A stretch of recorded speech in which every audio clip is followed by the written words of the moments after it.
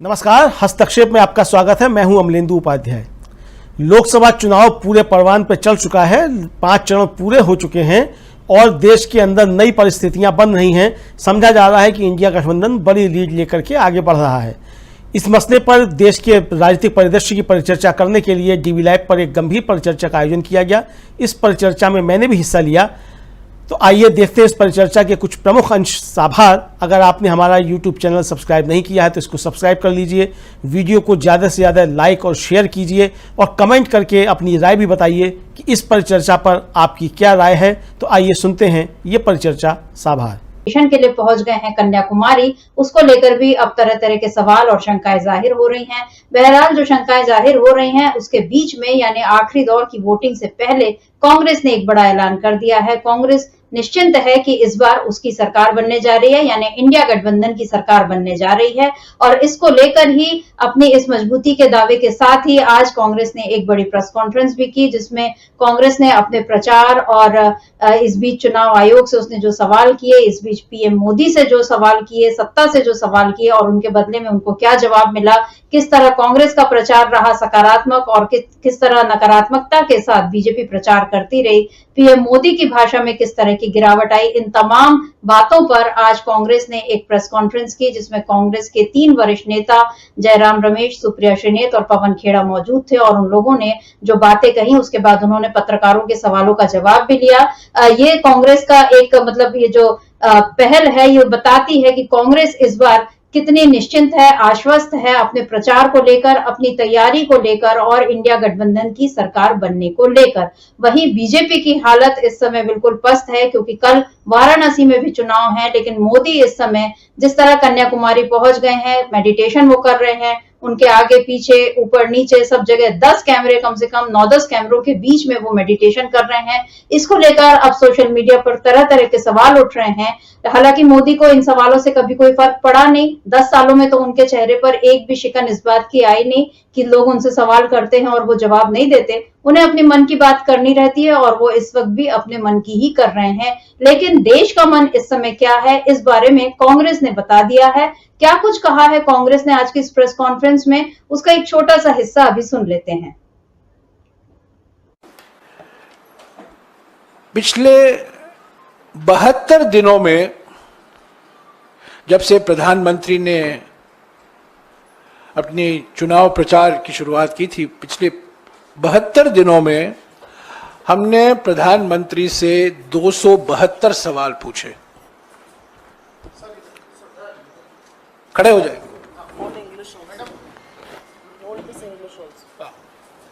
ये अंग्रेजी और ये हिंदी है।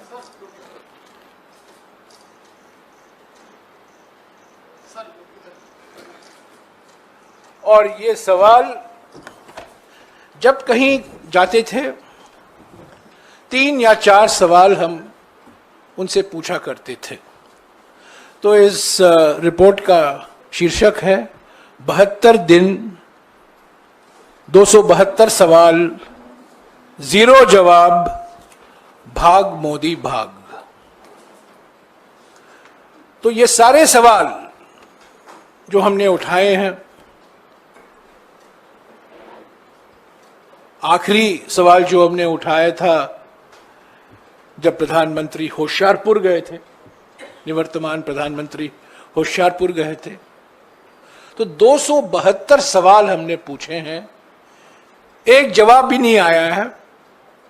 पर प्रधानमंत्री ने एक चीज तो नोटिस उन्होंने कर ली और उनको थोड़ा बुरा लगा कि एक सवाल के संदर्भ में हमने निवर्तमान शब्द का इस्तेमाल नहीं किया था। और उन्होंने कह दिया, देखिए अभी ये हमें निवर्तमान शब्द नहीं इस्तेमाल कर रहे हैं, इसका माने ये है कि हम हार मान गए हैं। वो गलती होगी, एक दिन एक सवाल के संदर्भ में वो निवर्तमान शब्द निकल गया, पर होशियारपुर तक हमने निवर्तमान प्रधानमंत्री शब्द का इस्तेमाल किया है, क्योंकि वो असली बात यह है कि वो निवर्तमान प्रधानमंत्री हैं। तो ये सवाल भी आपको मिल जाएगा। 72 दिन 272 सवाल और शून्य जवाब, भाग मोदी भाग। ये है कांग्रेस का क्योंकि वो 272 सवाल उसने पूछे इन 72 दिनों में, लेकिन पीएम मोदी का हाल देखिए कि वो एक सवाल का जवाब भी नहीं दे पाए। आप जानते हैं, आप लोगों ने ये लगातार सोशल मीडिया पर, क्योंकि जयराम रमेश उन सवालों को रखते थे, जहां भी मोदी रैली करने जाते थे, जिस राज्य में जाते थे, जिस इलाके में जाते थे, उसके पहले जयराम रमेश या कांग्रेस की ओर से कुछ सवाल दाग दिए जाते थे कि मोदी जी आप यहाँ जा रहे हैं तो आप बताइए इस क्षेत्र की ये समस्याएं हैं, या यहाँ पर आपकी सरकार ने इन घोषणाओं को किया था वो पूरी हुई न हुई, या उन घोषणाओं का क्या हुआ, या यहाँ के लोगों की उन दिक्कतों का क्या हुआ, वो कब सुलझेंगी। इस तरह के सवाल जो थे वो कांग्रेस की ओर से किए जाते थे, लेकिन पीएम मोदी को जवाब नहीं देना था तो उन्होंने नहीं ही दिया। और अब वो तो मौन व्रत धारण कर ही चुके हैं, 45 घंटों के लिए वो पहुंच गए हैं कन्याकुमारी में। ध्यान कर लें तो क्या है ये सब माहौल जो जिस तरह का बन गया है, उसमें क्या पता चल रहा है और किस तरह से कांग्रेस अपनी मजबूती का दावा कर रही है। कांग्रेस ने ये कहा है कि 5 न्याय और 25 गारंटियों के बूते वो 4 जून को एक पॉजिटिव रिजल्ट की उम्मीद रख रही है। ये दावा भी आज कांग्रेस ने किया है। इसका मतलब कि कांग्रेस अब अपनी सरकार यानी इंडिया गठबंधन की सरकार बनाने को लेकर निश्चिंत है।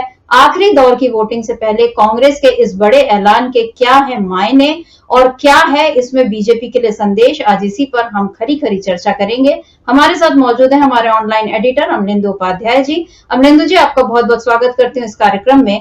नमस्कार अमलेंदु जी। अभी हमने सुना जयराम रमेश ने जो कहा, उसके पहले हमने अपने चैनल पे इस पूरे प्रेस कॉन्फ्रेंस को दिखाया भी है, और जिसमें सुप्रिया श्रीनेत ने बताया है कि किस तरह से उनका प्रचार रहा, उसमें बीजेपी पर प्रहार होते रहे, लेकिन कहीं भी मर्यादा को उन्होंने ताक पर नहीं रखा, मर्यादा का पूरा ध्यान रखा, शालीनता का ध्यान रखा, और बीजेपी की कमजोरियों को जितने चुटीले तरीके से उजागर किया जा सकता था वो उन्होंने किया। वहीं दूसरी ओर मोदी जी का हाल देखें तो वो मंगलसूत्र और मुजरे की बात करते रहे और इस समय वो मौन पर चले गए हैं। आपको क्या लगता है अमलेंदु जी कि कांग्रेस का आखिरी दौर की वोटिंग से पहले ये जो बड़ा ऐलान आज उसने किया है, ये उसका आत्मविश्वास है, ये जनता का विश्वास है, और ये बीजेपी की कमजोरियों का परिणाम है? क्या लगता है आपको? दो चीज़ें हैं, एक तो बीजेपी कमज़ोर है ये भी साफ तौर पर दिखाई पड़ रहा है, और जो ज़मीन से सूचनाएं हैं उसका भी इसमें असर दिखाई पड़ रहा है कि बीजेपी बहुत ज़्यादा कमज़ोर है। और आत्मविश्वास भी कांग्रेस का पूरे चुनाव में हमने काफ़ी उठा हुआ देखा, तो वो अंतिम चरण से पहले जो है ये उस आत्मविश्वास की एक और बानगी है। दूसरे संबिता जी, जिस तरीके से बताया गया कि 72 दिनों में 272 सवाल पूछे गए और 0 जवाब आए, तो अब आप इसमें 272 की संख्या जो उस पर थोड़ा गौर कीजिए कि 272 की संख्या जो है ये संसद के अंदर बहुमत की बॉर्डर लाइन है कि इतना सरकार बनाने के लिए चाहिए। भारतीय जनता पार्टी अगर सरकार बनाने की स्थिति में होती तो इन 272 में से 272 के जवाब देती, लेकिन 0 जवाब आए हैं। इसका मतलब कि 272 की जो बॉर्डर लाइन है उससे भारतीय जनता पार्टी बहुत पीछे है और मौन मुद्रा में भारतीय जनता पार्टी पहुंच गई है। इसको ऐसे समझा जा सकता है, जिस तरीके की तस्वीरें कन्याकुमारी से आ रही हैं उसमें भी समिता जी यही दिखाया जा रहा है कि अब भारतीय जनता पार्टी का मौन काल जो है वो शुरू हो गया है, चूँकि नरेंद्र मोदी निवर्तमान प्रधानमंत्री हैं और वो अब 4 जून को उनकी छुट्टी होने जा रही है। जैसा कि पवन खेड़ा ने अपनी प्रेस कॉन्फ्रेंस में कहा, भी मैं अपनी बात नहीं कह रहा हूँ, उन्हीं की बात कह रहा हूँ, उन्होंने कहा कि 4 जून के बाद लोग नरेंद्र मोदी को याद नहीं रखेंगे और उन्हें भूल जाना चाहेंगे, ऐसा नरेंद्र मोदी करके जा रहे हैं। निश्चित तौर पर समित्रा जी, इतिहास भी नरेंद्र मोदी को कूड़े के ढेर में फेंक देगा और उनके बारे में चर्चा करना नहीं चाहेगा, चूँकि ये 10 साल जो हैं नरेंद्र मोदी के शासन के, ये भारत का अंधकार युग जो कहा जा सकता है आज़ादी के बाद से। तो आज़ादी के बाद से जिस तरीके से इस देश ने इन 10 सालों में जो दंश झेले हैं, जिस तरीके से देश बर्बादी के कगार पे पहुंचा है, लोगों की रोजी रोटी रोजगार छिने हैं, महिलाओं के ऊपर अत्याचार बढ़े हैं, और जिस तरीके से हिंदू मुसलमान 24 घंटे कर करके और आखिर में तो आते आते प्रधानमंत्री खुद जो थे, स्वयं जो थे, बहुत निम्न स्तर पे पहुंच गए। तो ये हम लोगों ने सबने देखा है, पूरे देश ने इस बात को देखा है। तो निश्चित तौर पे भारत जो है एक सहिष्णु देश है, भारत एक सर्वधर्म संभाव वाला देश है, भारत एक धर्मनिरपेक्ष राष्ट्र है। तो भारत के लोग जो हैं, जिनकी लोकतंत्र में आस्था है, वो किसी भी तरीके से नरेंद्र मोदी को याद करना नहीं चाहेंगे। ये निश्चित तौर पे बात पवन खेड़ा की सही मालूम पड़ती है, जो कि ज़मीन से जनता की आवाज़ें भी इस तरीके की आ रही हैं। तो आज जो कांग्रेस ने आखिरी दौर की वोटिंग से पहले जो बड़ा ऐलान किया है संमित्रा जी, उस ऐलान में 2 चीज़ें शामिल है। एक तो 272 की जो है आंकड़ा जो कांग्रेस ने सवाल किए नरेंद्र मोदी के और भारतीय जनता पार्टी ने उसके जवाब 0 दिए, यानी कि भारतीय जनता पार्टी बहुमत से कोसों दूर पीछे चली जा रही है। दूसरा, खुल के जो है वो तीनों लोगों ने, मतलब पवन खेड़ा ने भी, जयराम रमेश ने भी, सुप्रिया शीत ने भी बहुत मजबूती के साथ एक बात कही कि 4 तारीख को हम सरकार बनाने जा रहे हैं, यानी इंडिया गठबंधन सरकार 4 तारीख को बनाने जा रहा है। मुझे लगता है कि आत्मविश्वास नरेंद्र मोदी को जो है वो और ज़्यादा एक तरीके से कहा जाए वो ध्यान मुद्रा में और पहुंचा देगा, और बेचैनी उनकी बढ़ गई होगी इस ध्यान मुद्रा में भी जिसमें वो बैठे हुए हैं। अब वो कितना ध्यान कर रहे हैं और कितना कैमरे जो है वो शूट कर रहे हैं वो अलग का मसला है। कोई बता रहा है 9 कैमरे लगे हैं, कोई बता रहा है 10 कैमरे लगे हैं। तो ऐसा ध्यान जो है वो कैसा होता है कि कैमरे के आगे ध्यान लगाए जाएँ। अप्सराएँ भी आती थीं तो वो ध्यान भटकाती थीं, तो ये अप्सराएँ हैं, कैमरे जो हैं ये क्या है ये तो पता नहीं। और कैसे दिव्य ज्ञानी और दिव्य पुरुष हैं कि उनका ध्यान नहीं भटक रहा है, 10-10 कैमरों के बीच में ध्यान कर रहे हैं। तो वो अब मुझे लगता है कि वो ध्यान मुद्रा जो है जो इसमें पहुंच गए हैं, मौन मुद्रा जो है, इसी में भारतीय जनता पार्टी और स्वयं नरेंद्र मोदी जो है 4 जून को मौन मुद्रा में पहुंचने वाले हैं। कांग्रेस ने ऐसी घोषणा कर भी दी है सुमित्रा जी। जी, क्योंकि जिस तरह से नरेंद्र मोदी की तस्वीरें अभी हम लोग इस समय देख रहे हैं, स्क्रीन पर जो तस्वीरें आ रही हैं, और उसमें पता चल रहा है कि कैमरा कितने एंगल से, अलग अलग एंगल से शूट हो रहे हैं और अलग अलग कैमरे लगे हुए हैं, जिसमें कहीं उनको वो माला फेरते हुए दिखाया गया है। और फिर मतलब वो याद आता है कि कर का मन का डारी दे, मन का फेर, माला फेरत झुक गया, गया ना मन का फेर। पता नहीं मोदी जी के मन का फेर कब जाता है या उनके मन का फेर क्या है ये भी अभी पता नहीं चल रहा है। और वो कर का मन का मतलब अपने हाथ का मन का तो वो नहीं छोड़ने वाले हैं, क्योंकि जब तक कैमरा है तब तक वो इसी तरह से वो दिखाते रहेंगे। आज इनके मतलब एक और तो ये चल रहा है कि लोग सवाल उठा रहे हैं कि भाई 10 कैमरों के बीच आप किस तरह से मेडिटेशन कर सकते हैं।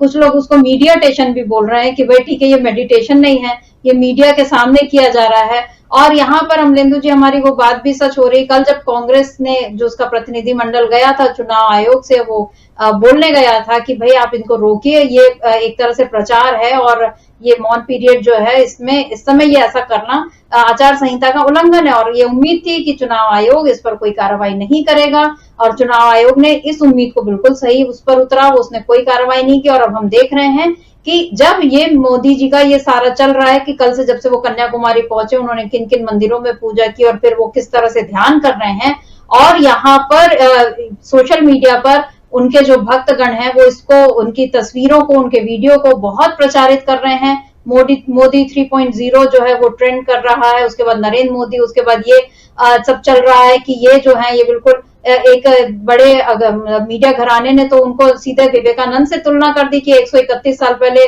यहीं पे नरेंद्र जो थे वो स्वामी विवेकानंद बने थे, और अब ये जो दूसरे नरेंद्र पहुंचे हैं, ये इस तरह से तुलनाएं हो रही हैं।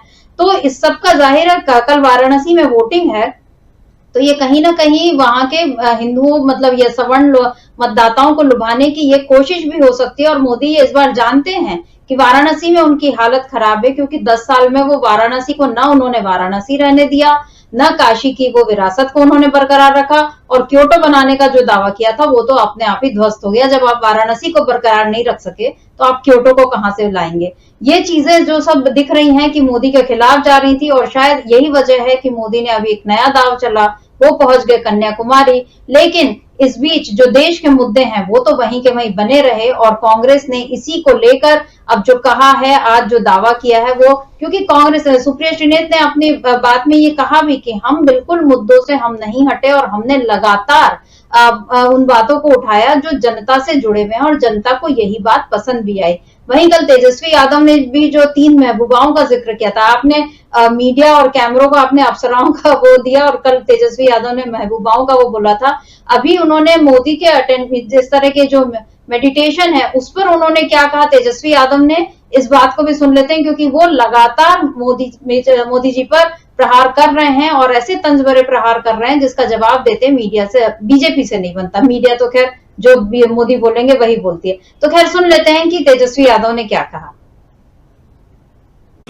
प्रधानमंत्री मार्केटिंग के लिए जा रहे हैं, और हम तो रिक्वेस्ट ये करेंगे कि प्रधानमंत्री जब ध्यान करें कन्याकुमारी में तो मीडिया पे प्रतिबंध लगा दें। मीडिया का क्या काम है, ध्यान में बाधाएं आएंगी। लेकिन आप देखिएगा मोदी जी घुसा करके खूब फोटो खिंचवाएंगे और खूब प्रमोट करवाएंगे। मतलब बायोलॉजिकल तो है नहीं वो। गांधी जी को लेकर के भी क्या चुनाव आयोग को इसमें इंटरफेयर करना चाहिए? तेजस्वी जी जिस तरीके से जा रहे हैं मोदी जी। अब देखिए, अब चुनाव आयोग से क्या ही उम्मीद रखी जाएगी, हमने तो छोड़ ही दिया उम्मीद। कुछ करना तो है नहीं उस चुनाव आयोग को, चाहे कितना भी गला फट जाए, चाहे कितने भी कुछ हो जाए, चुनाव आयोग तो कुछ मोदी जी की खिलाफ कुछ एक्शन ले ही नहीं सकता, तो बोलने का कोई मतलब नहीं है। हालांकि मोदी जी ध्यान में गए, पिछले बार गुफा में गए थे शायद केदारनाथ, पता नहीं कैमरा क्या कर रहा था वो। अरे भाई दिखाना क्यों है, दिखावटी बनावटी मिलावटी काम मत किया कीजिए मोदी जी। ये देश की जनता सब समझती है आपके स्टंट को। शूटिंग कराना है, शूटिंग कराएंगे और आ जाएंगे, और 4 को ओके बाय बाय। अब गांधी जी भी याद आ रहे हैं। प्रधानमंत्री आखिरी दौर का चुनाव प्रचार है, भीषण गर्मी है, इस भीषण गर्मी में वोटरों को भी निकलना है, क्या कहेंगे? अब वोटर निकलेंगे मोदी जी को भगाने के लिए, उसमें देश के संविधान को बचाना, लोकतंत्र को बचाना, ये सबसे बड़ी प्रायोरिटी हम लोगों की है। चलिए 1-1.5 मिनट के इस बाइट में तेजस्वी यादव ने अमलेंदु जी बहुत सारी बातें बोल दी। उन्होंने मीडिया को लेकर कहा, उसके बाद उन्होंने दिखावटी मिलावटी बनावटी मत बनिए मोदी जी, ये भी कह दिया, क्योंकि इस देश की जनता सब जानती है। गर्मी की बात निकली तो उस पर यह भी कह दिया कि वोटर जरूर निकलेंगे क्योंकि मोदी जी को भगाना है। और अभी हम लोग जो चर्चा कर ही रहे थे कि चुनाव आयोग जिस तरह से वो निराश करता आ रहा है, इस पर भी तेजस्वी यादव ने टिप्पणी की। और कांग्रेस ने भी आज अपनी प्रेस कॉन्फ्रेंस में ये कहा कि हमने 77 दिनों में चुनाव आयोग से 117 शिकायतें की। ये शिकायतें आचार संहिता समेत कई अन्य उल्लंघनों के बारे में थी। इनमें 14 शिकायतें नरेंद्र मोदी, 8 शिकायतें सीएम योगी और 3 शिकायतें गृह मंत्री अमित शाह के खिलाफ की गई। लेकिन ऐसी कई शिकायतें हैं जिन पर कोई कार्रवाई नहीं हुई है। ये कांग्रेस ने आज इसका आंकड़ा भी दे दिया। आपको क्या लगता है, कांग्रेस इस वक्त जिस तरह से आंकड़ों के साथ बात कर रही है, मतलब 72 दिन 272 सवाल, 0 जवाब, 77 दिन 117 शिकायतें, लेकिन बहुत सी शिकायतें जिन पर कोई कार्रवाई नहीं हुई। इधर तेजस्वी यादव ये जो बोल रहे हैं कि जनता आएगी जरूर, गर्मी बहुत है। दिल्ली में तो बिल्कुल, अब दिल्ली में वोटिंग हो गई है, अब कल वाराणसी में है, बाकी जो 57 सीटों पर है उन जगहों पर भी मौसम बिल्कुल गर्म ही चल रहा है। तो लेकिन फिर भी वोटर निकलेगा क्योंकि मोदी को भगाना है। आपको क्या लगता है अमलेंदु जी की क्या मोदी जी को वहां पर 10 कैमरों के बीच भी ये बेचैनी हो ही रही होगी कि पता नहीं इस बार वाराणसी में क्या होगा, पता नहीं बाकी 57 सीटों पर क्या होगा, यूपी में इस बार 13 में से कितनी सीटें बीजेपी को मिल पाएंगी या बिल्कुल ही नहीं मिल पाएंगी, जैसा कि अखिलेश यादव ने दावा किया है। क्या लग रहा है आपको कि इस समय, मतलब अभी ये जो कांग्रेस ने भी, क्योंकि अभी जब बड़ा ऐलान किया है तो जाहिर है कि उसके पास कोई मजबूत वहां से कोई फीडबैक आया हो जमीन से, तभी कांग्रेस इस तरह का ऐलान कर रही है, क्योंकि इस बार इंडिया गठबंधन की जो मजबूती है इसका जो असर है ये भी देखने मिल रहा है। क्या लगता है आपको कि तेजस्वी यादव की इस बात में कितना दम है कि जनता मोदी जी को भगाने के लिए आएगी वोट देने, क्योंकि कांग्रेस ने भी अपने जो बुकलेट जारी की उसमें लिखा ही है भाग मोदी भाग। क्या कहेंगे आप? देखिए सर मित्रा जी, एक तो नरेंद्र मोदी को बेचैनी जो है वो पहले से है, और वो कल का जो उनका अंतिम भाषण है बतौर प्रधानमंत्री, उसे समझ लीजिए और चाहे किसी भी तरीके से समझ लीजिए, हालांकि वो निवर्तमान प्रधानमंत्री हैं, लेकिन कल का जो उनका अंतिम भाषण था उसमें उनकी बेचैनी एक तरीके से बिल्कुल सामने खुल करके आ गई है। 4 जून के बाद मोदी क्या करेंगे ये सोचना है कि 4 जून की शाम को मोदी की क्या स्थिति होगी, किस तरीके से वो अपने को संभालेंगे। बड़ी दया आती है कि वो उनकी 4 जून को जो स्थिति होने जा रही है उसको देखते हुए, क्योंकि कल जिस तरीके से नरेंद्र मोदी फट पड़े हैं एकदम से, और जिस शब्दावली का उन्होंने प्रयोग किया है सर मित्रा जी, वो सड़क पे अगर जो आवारा लड़ते हैं उनकी भी भाषा उससे थोड़ी बेहतर होती है, जो जिस भाषा में नरेंद्र मोदी ने बातचीत की है कल के भाषण में। तो ये एक नरेंद्र मोदी की बेचैनी जो है वो उसको साफ तौर पर जाहिर कर रहा है। वो नरेंद्र मोदी घबराए हुए हैं बहुत बुरी तरीके से कि सरकार भी जा रही है और खुद वाराणसी से भी हार रहे हैं, इस तरीके की खबरें आ रही हैं। मैं देख रहा था सोशल मीडिया पे कि वाराणसी में ही नारे लग रहे हैं go Modi, go back Modi, go back Modi. तो अगर वाराणसी में ही गो बैक मोदी लग रहे हैं सर मित्रा जी, तो आप समझ सकते हैं कि स्थिति क्या है। एक और मैं सोशल मीडिया पे देख रहा था कि एक वहाँ के जो स्थानीय लोग हैं वो कह रहे हैं कि नरेंद्र मोदी ने जो वाराणसी है वो शंकर जी के 3 त्रिशूल के ऊपर बसी हुई है और इन्होंने उस त्रिशूल को ही खंडित कर दिया। जो कॉरिडोर बनाया है वो वहाँ तो मंदिर पहले से ही था जितना बड़ा था, उसके बाद जो कुछ बनाया है वो सारा व्यापार है और व्यापार का काम जो उन्होंने एक विदेशी कंपनी को सब उसके हवाले कर दिया है और यहाँ के जो स्थानीय लोग थे उनकी रोजी रोटी सब जो है वो छीन ली।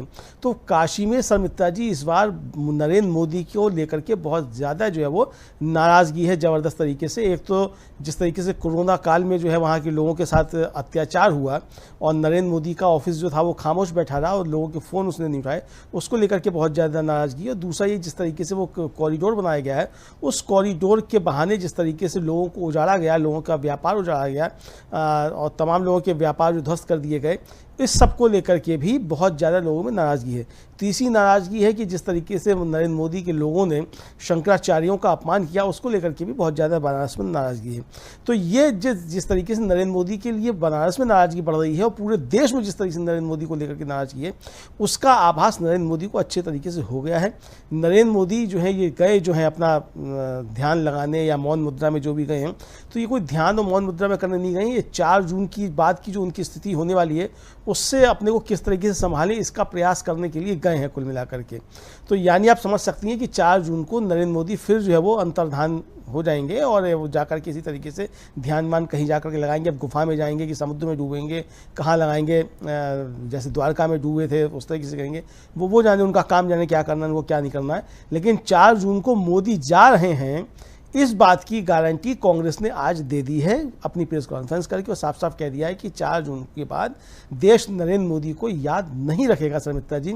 और जैसा तेजस्वी ने भी दावा किया कि लोग निकलेंगे, नरेंद्र मोदी को भगाने के लिए लोग घरों से निकलेंगे। तो मुझे लगता है कि अभी भी लोग जो घरों से निकले हैं वो मोदी को भगाने के लिए घरों से निकले हैं और आखिरी चरण जो है उसमें भी लोग मोदी को भगाने के लिए ही घरों से निकलेंगे, ऐसा समझा जा सकता है जनता के मूड को देखते हुए शर्मिष्ठा जी।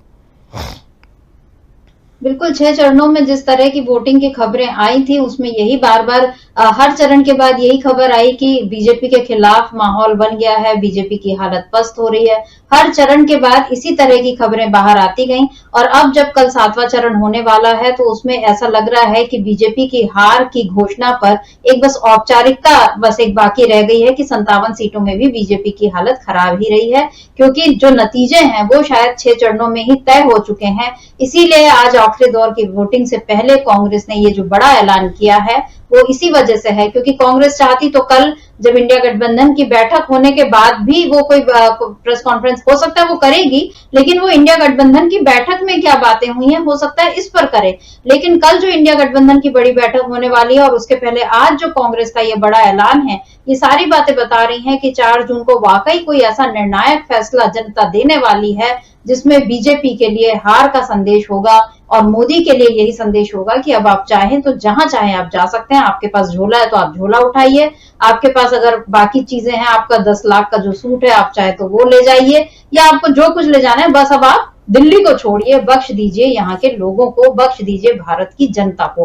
क्योंकि मुझे ऐसा नहीं लगता अमरेंदु जी की इतिहास मतलब मोदी को लोग याद नहीं करेंगे, मोदी को लोग जरूर याद करेंगे लेकिन उनके गलत फैसलों के कारण ही उनको याद करेंगे। और इस बार जो उनकी हार का कारण भी अगर बनेगा तो वो यही है कि 10 सालों में जिस तरीके से आम जनता को तकलीफें उसकी बढ़ गई हैं, जीएसटी, नोटबंदी, लॉकडाउन और उसके बाद ये तमाम जो हिंदू मुस्लिम करते रहे मोदी, और लोगों को इंतजार था कि चलिए आपके पास जब एक बार और चुनाव में आप जाएंगे तो शायद आप कोई मुद्दे की बात करेंगे, शायद आप हमारी महंगाई, बेरोजगारी, गरीबी के मुद्दों पर आप कोई बात करेंगे। जिस तरीका का माहौल देश में बन गया है आप उस पर कोई बात करेंगे, लेकिन मोदी को आम जनता की तकलीफों से कोई मतलब नहीं है। ये चीज बार बार जाहिर हो रही है। इस समय बहुत गर्मी पड़ रही है, दिल्ली समेत देश के कई राज्यों में गर्म हवाओं का जोर हम देख रहे हैं। अभी हम देख रहे हैं कि बिहार में किस तरह से लू लगने से मतलब स्कूलें चालू हैं तो वहां पर कुछ छात्रों की और शिक्षक की मौत हो गई। दिल्ली में पानी के लिए लोग मतलब जो बिल्कुल पॉश इलाका माना जाता है वहां भी लोग पानी के लिए तरस रहे हैं। उत्तराखंड के जंगल जो है वो जल रहे हैं। ऐसी विपदाओं की खबरें जगह जगह से आ रही हैं और लोगों की तकलीफें अभी से शुरू हो गई हैं। और इन तकलीफों के बीच जब और बड़ी तकलीफें रहती हैं, जैसे कि उनके पास रोजगार नहीं रहता या वो गरीबी में रहते हैं या महंगाई एकदम से बढ़ जाती है, तो उन सब का असर उनके रोजमर्रा के जीवन पर पड़ता है। लेकिन ऐसा लग रहा है कि मोदी को इन सब बातों की कभी कोई परवाह नहीं रही और अभी भी वो इन सब बातों से बेपरवाह ही बने हुए हैं। तभी तो वो इस समय आराम से मेडिटेशन करने चले गए, क्योंकि उनके पास सुविधा है, वो प्रधानमंत्री है, उनके पास पूरा कुनबा मतलब जो उनका पूरा खर्च उठाने के लिए सारी चीजें मौजूद है, तो वो आराम से जाकर 3 दिन वहां पर बिता सकते हैं। ये उनके पास लग्जरी है, मतलब ये विलासिता है कि वो जाकर आप मौन व्रत धारण करने के नाम पर आप 3 दिन आराम से बैठ जाइए एक अच्छी जगह पर जाकर।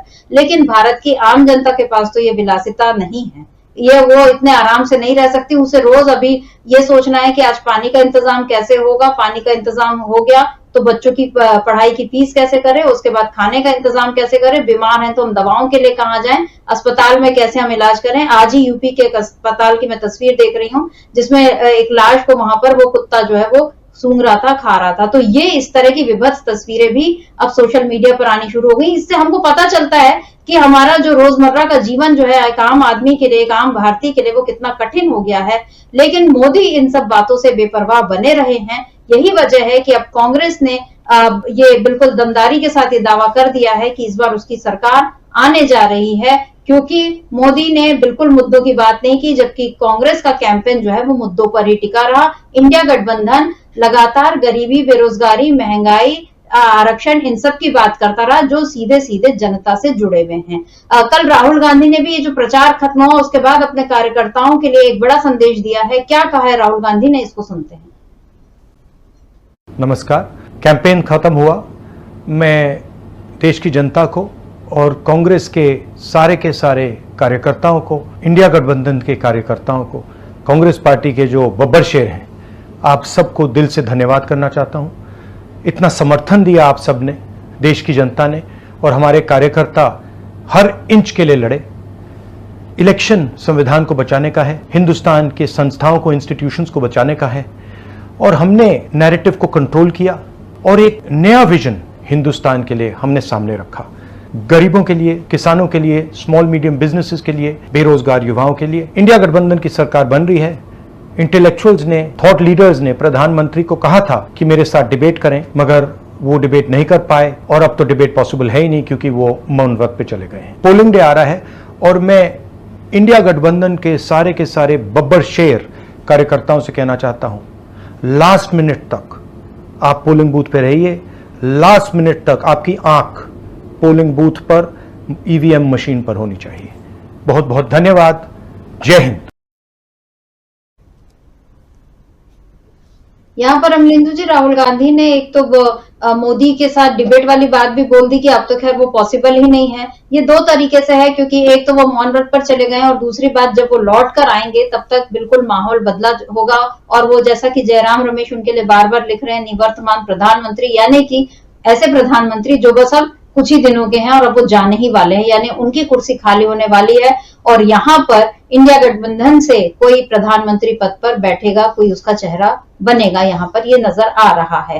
राहुल गांधी का एक और ये जो कहना था कि आप आखिरी पल तक वहां पर अपनी नजरें बनाए रखिए, यानी क्या यहाँ अभी भी एक ये डर बना हुआ है इंडिया गठबंधन के सामने अमलेंदु जी की ईवीएम में कोई छेड़खानी, कोई खेल बीजेपी अभी कर सकती है? क्योंकि मोदी 3.0 का ये जो ट्रेंड चल रहा है, बीजेपी ने ये जो ट्रेंड अभी चलाया हुआ है, क्या इसके पीछे भी फिर कोई एक साइकोलॉजिकल गेम या ये खुली चुनौती विपक्ष को, इंडिया गठबंधन को, कि हम तो ईवीएम में खेल करके भी हम आ ही जाएंगे, आपकी जमीनी रिपोर्ट चाहे जो बोलती रहे, लेकिन हमारी अपनी तैयारी अलग है। ये जो राहुल गांधी का मैसेज है, ये जो डर बना हुआ है ईवीएम को लेकर, आप इस बारे में क्या कहेंगे? क्योंकि चुनाव आयोग तो अभी भी ये दावा कर ही रहा है कि नहीं, कोई गड़बड़ नहीं हो सकती, लेकिन अगर ऐसा है तो विपक्ष के नेताओं को अभी तक ये आश्वस्ति क्यों नहीं हुई अमलेंदु जी?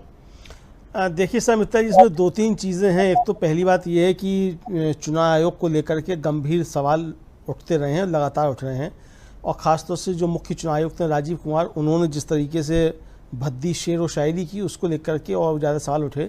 कि आपका जो काम है आप अपना वो काम नहीं कर रहे हैं और ट्रक के पीछे लिखी हुई शेर व शायरी उठा करके आप ला करके प्रेस कॉन्फ्रेंस में कर रहे हैं। देश का आप समय बर्बाद कर रहे हैं, जो आपको काम करना था वो आप नहीं कर रहे हैं। जगह जगह मशीनें ख़राब हो रही हैं, आप जो है 11-11, 12-12 दिन तक जो डाटा आप पब्लिश नहीं कर पा रहे हैं कि क्या क्या डाटा है, कितना वोट पड़े, कहाँ वोट पड़े, ये आप जो है डाटा नहीं दे पा रहे हैं। उसके बाद जब डाटा दिया जाता है तो मालूम पड़ता है कि 11 दिन के बाद जब वो डाटा आता है तो 1 करोड़ मत जो है वो बढ़ जाते हैं, जो कि पहले डाटा आया था उससे। तो इसका मतलब कुछ ना कुछ तो हेरा फेरी करने की कोशिशें शायद की गई होंगी, ऐसा हो सकता है। और ये भी हो सकता है कि चूंकि काम करने की तमीज़ नहीं हो चुनाव आयोग को, तो काम ही नहीं कर पा रहे हो, तो मालूम नहीं कर पा रहा हो कि डाटा किस तरीके से फीड किया जाना है, तो अक्षम हो, ये भी हो सकता है। मतलब दोनों चीज़ें हो सकती हैं, चुनाव आयोग की अक्षमता भी हो सकती है और चुनाव आयोग की बेईमानी भी हो सकती है, दोनों चीज़ें हो सकती हैं। लेकिन सर मित्रा जी, इसमें जो भी हो, चाहे वो अक्षम हो और चाहे वो बेईमानी हो, मुझे लगता है कि इंडिया गठबंधन के लोगों को और भी जो विपक्षी लोग हैं उनको सबको काउंटिंग टेबल्स पे बहुत सतर्क रहने की आवश्यकता है। जो भी अधिकारी कुछ गड़बड़ करने की कोशिश करे, बाकायदा उसका नाम और पद सब नोट किया जाए और चुनाव के बाद उन अधिकारियों के ऊपर कार्रवाई करने के लिए बड़े नेताओं को सौंपा जाए कि इन्होंने चुनाव के अंदर बदमाशी करने का काम किया था। ये निश्चित तौर पे कार्रवाई होनी चाहिए ताकि आगे के लिए भी सरकारी मशीनरी जो है, अधिकारी जो है, वो किसी भी तरह की कोई गड़बड़ी नहीं करने पाए। चूँकि अगर इस तरीके की कार्रवाई हो जाएगी तो आगे आने वाले 100 साल के लिए मशीनरी एकदम सुधर जाएगी और जिस तरीके से चुनाव आयोग ने बेईमानियाँ की हैं वो सारी बेईमानियाँ रुक जाएंगी समझता जी। तो ये तो बहुत ज़रूरी काम ये है कि सबको बहुत सतर्क रहना है काउंटिंग टेबल्स पर। ख़ास तौर से कल आखिरी चरण का मतदान है, वहाँ तो लोगों को रहना ही है पोलिंग बूथ्स पे, लेकिन काउंटिंग टेबल्स पे जाकर के सबको बहुत सतर्क रहना है और जो 70-80 के डाटा इकट्ठा किए हैं उनको आप पहले मिलान करवाना है। जो डाटा दिया जा रहा है वहाँ काउंटिंग टेबल्स पे, उससे मिलान करना है कि किस पोलिंग बूथ पे कितनी मशीन में निकला है, वहाँ से क्या डाटा आया है। ये सारी चीज़ों का उनको इंतज़ाम करना है। तो ये बहुत ज़्यादा महत्वपूर्ण है और इसको लेकर के कांग्रेस ने भी अपने लोगों को कहा है, राहुल गांधी ने भी सतर्क किया है। जो कपिल सिब्बल हैं, राज्यसभा के सदस्य हैं और सुप्रीम कोर्ट के बड़े वकील हैं, उन्होंने बाकायदा एक वीडियो जारी किया है और बताया है लोगों को क्या क्या उनको सावधानियाँ बरतनी हैं। तो ये सारी सावधानियाँ निश्चित तौर पर बरती जानी हैं। प्रधानमंत्री जो गए हैं मौन व्रत पे और ध्यान लगाने के लिए गए हैं, हो सकता है समिता जी उनको समझ में आ गया हो कि लोगों ने तैयारियां कर ली हैं और जिस तरीके से 70-80 के डाटा लोगों ने इकट्ठा करना शुरू कर दिए हैं, तो काउंटिंग टेबल्स पे जो गड़बड़ी। बने रहिए, परिचर्चा अभी जारी है।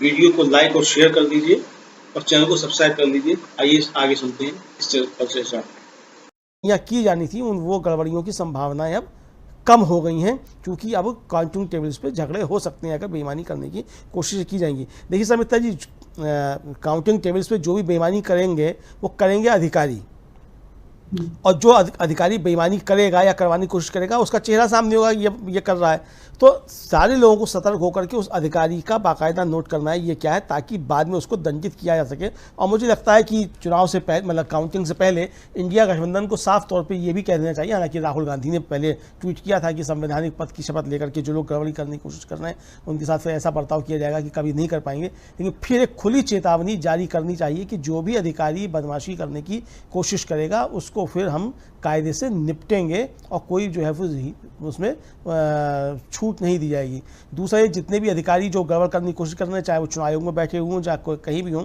इनकी सबकी कुंडलियां निकलवाई जाएं और इनको सब संभाल के रखा जाए, ताकि बाद में जो है 4 जून के बाद इनके सबके ऊपर कार्रवाई हो कि इनके पिछले क्या क्या कारनामे हैं। जो भी बदमाशी करने की कोशिश कर रहे हैं वो सबके चेहरे नोट किए जाए। ये बहुत ज़्यादा जरूरी काम है ताकि आगे के लिए भी प्रक्रिया जो एकदम साफ सुथरी रहे। क्योंकि चुनाव आयोग एक संवैधानिक संस्था है और इस समय जो भी प्रशासनिक मशीनरी होती है वो सब सीधे चुनाव आयोग के अंडर में होती है, सरकार के अंडर में नहीं होती है। तो सरकारी कर्मचारियों को इस समय निष्पक्ष होकर के चुनाव आयोग के मातहत काम करना है, ये उनका संवैधानिक कर्तव्य है। और जो भी इससे हटेगा या सरकार के पक्ष में या भारतीय जनता पार्टी के पक्ष में काम करने की कोशिश करेगा, उसको निश्चित रूप से दंडित किया जाए। ये तय करना है इंडिया गठबंधन के लोगों को। सिर्फ ये बातें ना रह जाएं, 4 जून के बाद ऐसे लोगों को दंडित भी किया जाए और इसकी घोषणा कर भी दी जाए। समिता जी, मुझे लगता है कि ये बहुत ज़्यादा ज़रूरी है।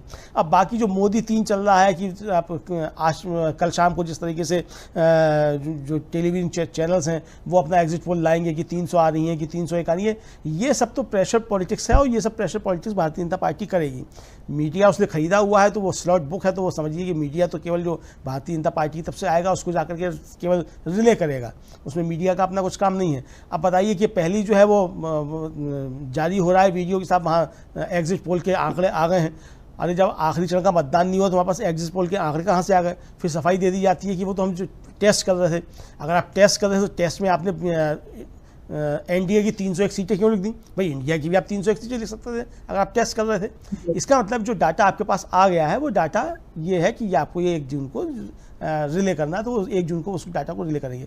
लेकिन उससे होना जाना कुछ नहीं है, चूंकि जनता जिस तरीके से उतावली है मोदी को भगाने के लिए समिता जी, वो जनता वो काउंटिंग जो स्थल होंगे उनके बाहर भी मजबूती के साथ खड़ी होगी। और कोई भी अगर इस तरीके की चीज़ें गड़बड़ी करने की कोशिश की जाएंगी तो मुझे लगता है कि देश के अंदर एक गंभीर तरीके की अनार्की फैल सकती है अगर गड़बड़ियाँ करने की कोशिशें की जाएंगी। तो इसलिए भारतीय जनता पार्टी भी सतर्क होगी। मुझे लगता है जो अधिकारी गड़बड़ करने की कोशिश कर रहे होंगे वो भी सतर्क हो गए होंगे कि अब गड़बड़ियाँ नहीं करनी हैं।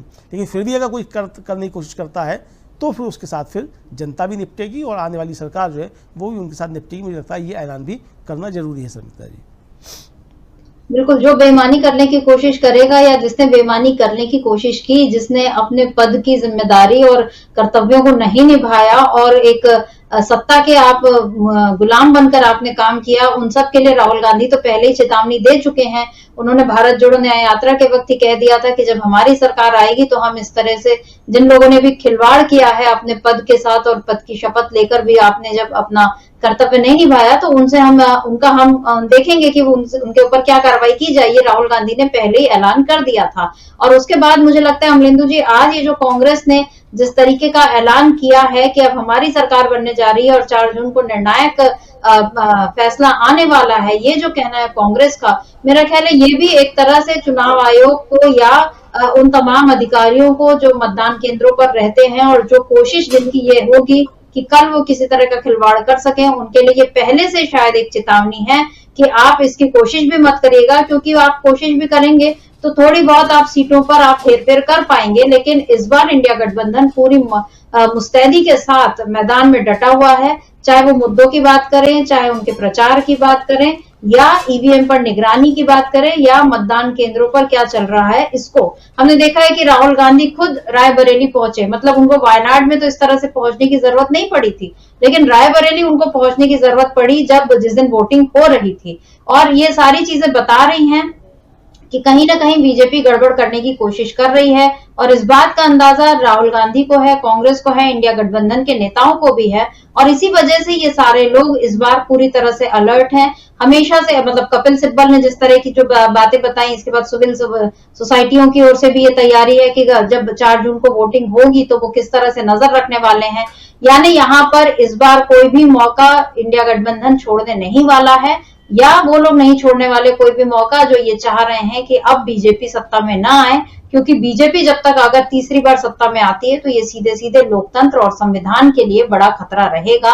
ये बात अब जाहिर हो गई है, जनता भी इस बात को समझ गई है। इसीलिए कांग्रेस ने अब ये बड़ा ऐलान कर दिया है कि आगे, मतलब कल जब वोटिंग होगी और उसके बाद अब हमारी सरकार बनने जा रही है। अब नेंदू जी, कल जब इधर इंडिया गठबंधन की बैठक होगी और उधर मोदी जो है वो तब भी मौन व्रत में ही रहेंगे, शायद तब भी कैमरे उनके आगे पीछे लगे रहेंगे। और वो क्या उनको ये, उनके मन में ये डर कहीं ना कहीं हो रहा होगा कि क्या, मतलब इंडिया गठबंधन अब इस बार क्या फैसला ले सकता है, क्या वो सरकार बनाने की प्रक्रिया किस तरह से शुरू कर सकता है, या मोदी का कोई, जैसा इन्होंने बोला तेजस्वी यादव ने भी, कि ये स्टंट है। और अभी बीवी श्रीनिवास ने भी, जो कांग्रेस के नेता हैं, उन्होंने भी एक ट्वीट किया और उन्होंने जिस तरह से मोदी को आगे पीछे हर एंगल से दिखाया जा रहा है, उसको लेकर उन्होंने एक चुटीला ट्वीट किया है। पहले ये ट्वीट देख लेते हैं। श्रीनिवास बीवी लिख रहे हैं, बाबा कैमरेश्वर, कोई एंगल बाकी तो नहीं रह गया प्रभु। 2 लाइनों का ट्वीट, लेकिन बड़ा चुटीला। अब उन्होंने मोदी के लिए एक नया नाम दे दिया है, बाबा कैमरेश्वर, और वो लिख रहे हैं कि कोई एंगल बाकी तो नहीं रह गया प्रभु। अमलेंदु जी, ये जो श्रीनिवास ने, मतलब बिल्कुल जो मैं 2 दिन पहले भी मैं टेल पीस की बात कर रही थी कि अखबारों में जब कॉलम लिखा जाता है तो जाते जाते एक चुटीली बात कह दी जाती है और उसमें पूरा संदेश छिपा रहता है। यहाँ पर बीवी श्रीनिवास ने ये जो लिखा है कि बाबा कैमरेश्वर, अभी तक तो मोदी अपने आप को परमात्मा का अंश बताते रहे, लेकिन अब उनको बाबा कैमरेश्वर लिखकर, और ये कि कोई एंगल बाकी तो नहीं रह गया, मतलब इसमें उन्होंने एक पॉलिटिकल मैसेज भी, ये एक सवाल भी है कि आपने देश में इतना सब कुछ कर दिया, अब और कुछ तो बाकी नहीं रह गया है।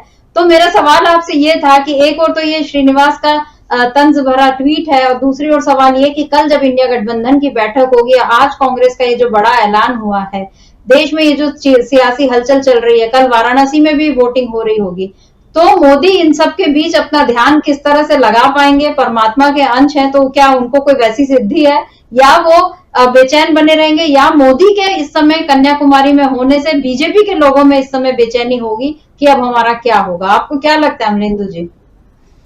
एक तो समझता जी ये है कि अगर 4 जून को कोई गड़बड़ी करने की कोशिश की जाएगी तो भारतीय जनता पार्टी का एक बड़ा वर्ग और आरएसएस जो है वो खुद नरेंद्र मोदी के खिलाफ सड़कों पे आपको दिखाई देगा, क्योंकि उनकी भी चिंता ये है कि नरेंद्र मोदी के कब्जे से भारतीय जनता पार्टी को बचाना है और आरएसएस का प्रभुत्व बनाए रखना है। तो ये संकट देश के सामने नहीं है, ये संकट इस समय जो है वो बीजेपी और आरएसएस के सामने है, नरेंद्र मोदी के रूप में। तो नरेंद्र मोदी को परास्त करने के लिए जिस तरीके से भारतीय जनता पार्टी के अंदरूनी जो लोग हैं उन्होंने काम किया है और आरएसएस ने जिस तरीके से काम किया है समिता जी, वो 4 जून को भी उसमें स्पष्ट रूप से दिखाई पड़ेगा। पहली चीज़ तो ये है। दूसरा कि नरेंद्र मोदी कुछ भी करे या क्या करें, अब लौट के नहीं आने, ये नरेंद्र मोदी को पता है। वो अब चाहे कोई ये करें, और दूसरा कि अगर मान लीजिए परमात्मा का अंश है, जैसा कि उन्होंने बताया कि बायोलॉजिकल नहीं है, वो अब काफ़ी मजाक बन रहा है उसका कि बायोलॉजिकल तो है नहीं, परमात्मा के अंश है, तो परमात्मा के अंश को ये ध्यान लगाने की आवश्यकता क्यों है? परमात्मा तो खुद ध्यान है। तो अगर परमात्मा का अंश है तो इन्हें ध्यान की आवश्यकता नहीं थी, लोग इनके सामने बैठ के ध्यान लगाते। भारतीय जनता पार्टी के लोग जो है राजनाथ सिंह और नितिन गडकरी और योगी आदित्यनाथ इनके सामने बैठ करके ध्यान लगाते। ये काहे ध्यान लगाने के लिए पहुंच गया अगर परमात्मा के अंश है? तो ये एक तरीके से जिस तरीके से नरेंद्र मोदी ने अपना मजाक बनवाया है शर्मित्रा जी, मुझे लगता है कि बहुत चुटकुले अब जो है वो नरेंद्र मोदी के ऊपर बनेंगे और बहुत से बन चुके हैं। लगातार हम लोग देख रहे हैं किस तरीके से मीम्स बन रहे हैं। अब आज सुप्रिया श्रीनेत ने ही कहा कि वो पप्पा ने बाढ़ तो रुकवा दी लेकिन मीम्स नहीं रुकवा पाए। तो अब यानी ये इस तरीके के जो हमले किए जा रहे हैं नरेंद्र मोदी के ऊपर, अब ये नरेंद्र मोदी जाहिर सी बात है कि इनको सुन के बेचैन तो होते होंगे कि भाई मुझे जो है एक तरीके से उपहास का पात्र देश ने बना दिया है। बहर कुल मिला के समिता जी, देश ने उनको उपहास का पात्र बना दिया है, वो तो ठीक है, लेकिन नरेंद्र मोदी ने पूरे देश का उपहास उड़ाया है 10 साल तक प्रधानमंत्री रहते हुए, और अट्टहास किया है, क्रूर अट्टहास किया है देश को मुसीबतों में डालते हुए। देश इस बात को बिल्कुल नहीं भूलेगा और मुझे लगता है कि 4 जून को ये देश का जो एक अहद है, जिसको कह सकते हैं कि देश की जो प्रतिज्ञा है देश को बचाने की, वो निश्चित तौर पर 4 जून को मतपेटियों से बाहर निकलती हुई दिखाई पड़ेगी। और आखिरी दौर से पहले जिस तरीके से कांग्रेस ने जो बड़ा ऐलान किया है, मुझे लगता है कि कल जो उनकी बैठक है इंडिया गठबंधन की, उसमें शायद इंडिया गठबंधन की तरफ से प्रधानमंत्री का नाम जो है वो तय हो जाएगा, ताकि 4 जून को दोपहर में जाकर के राष्ट्रपति के सामने तुरंत दावा पेश कर दिया जाए कि इंडिया गठबंधन ने इनको जो है वो प्रधानमंत्री का अपना उम्मीदवार चुन लिया है। ये दावा कर दिया है ताकि भारतीय जनता पार्टी को किसी भी तरीके से कोई भी हेराफेरी गड़बड़ी करने की, या राष्ट्रपति को बेईमानी करने की, या चुनाव आयोग को बेईमानी करने की कोई भी जो है किसी तरीके की छूट ना मिलने पाए, इसकी तैयारियां की जा रही हैं। और लगातार बड़े पैमाने पर जो हम लोगों के पास सूचनाएं हैं, इसकी भी तैयारी की गई है कि अगर कुछ गड़बड़ियां करने की कोशिश की जाती हैं तो किस तरीके से न्यायपालिका से लेकर के और प्रशासनिक मशीनरी से लेकर के और सड़कों तक किस तरीके का प्रतिवाद होगा, इसकी भी सारी तैयारियां की जा चुकी हैं। तो 2019 नहीं है 2024, ये नरेंद्र मोदी को भी मालूम पड़ गया है शर्मित्रा जी। देश की जनता तो जानती है, चूँकि देश की जनता ने ही ये माहौल बदला है कि 2019 नहीं है 2024।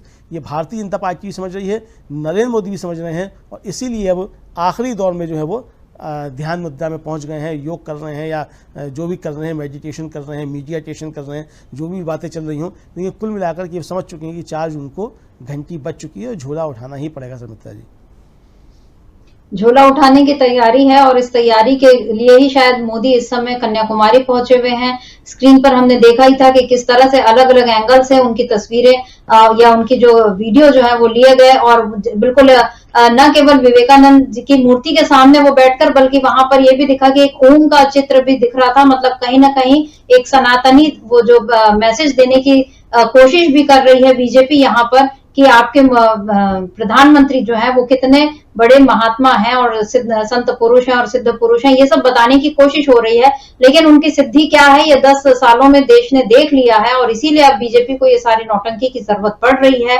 और इसीलिए बीजेपी को अब अपनी हार की चिंता भी सताने लगी है। वहीं इंडिया गठबंधन पूरी मजबूती के साथ अब ये दावा कर रहा है कि अब उसकी सरकार बनने जा रही है 4 जून को, और आज इस बारे में कांग्रेस ने भी एक बड़ा ऐलान कर ही दिया। कल वोटिंग जब होगी 7वें दौर की 57 सीटों पर, 8 राज्यों की 57 सीटों पर, तब कांग्रेस के इस बड़े ऐलान का असर भी हो सकता है देखने मिले। और कांग्रेस का ये बड़ा ऐलान बता रहा है कि इस समय कांग्रेस आत्मविश्वास से लबरेज है और ये आत्मविश्वास मिला है इंडिया गठबंधन की मजबूती के कारण।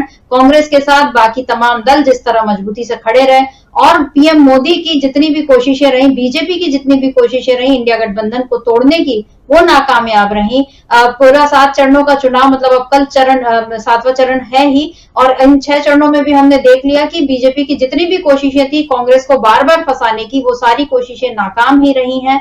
राम मंदिर का मुद्दा काम नहीं आया, हिंदू मुसलमान काम नहीं आया, कांग्रेस के नेताओं को उकसाने का मामला काम नहीं आया, विपक्षी दलों में फूट डालने का मामला काम नहीं आया, कोई भी दांव बीजेपी का काम नहीं आया। और इसीलिए कांग्रेस ने अब ये बड़ा ऐलान कर दिया है कि 4 जून को होने वाला है निर्णायक फैसला। तो क्या होगा 4 जून को और कल क्या होगा, यानी कल 1 जून को इंडिया गठबंधन की बैठक में और उसके पहले वोटिंग में क्या कुछ उसके आंकड़े आते हैं, कल का एग्जिट पोल क्या आता है, ये सब देखने की उत्सुकता बनी रहेगी। आज इस चर्चा को हम यहीं रोकते हैं। आशा है ये कार्यक्रम आपको पसंद आया होगा। इस वीडियो को ज्यादा से ज्यादा शेयर करें, लाइक करें और कमेंट करके बताएं आपकी राय क्या है। और अगर आपने हमारा यूट्यूब चैनल अभी तक सब्सक्राइब नहीं किया है तो तुरंत इसको सब्सक्राइब कर लीजिए और बेल आइकन भी दबा दीजिएगा ताकि अगली जब वीडियो अपलोड हो तो आपके पास इसका नोटिफिकेशन पहुंच सके। और अगर आपने हमारा फेसबुक पेज फॉलो नहीं किया है, फेसबुक पेज को भी फॉलो करें। धन्यवाद।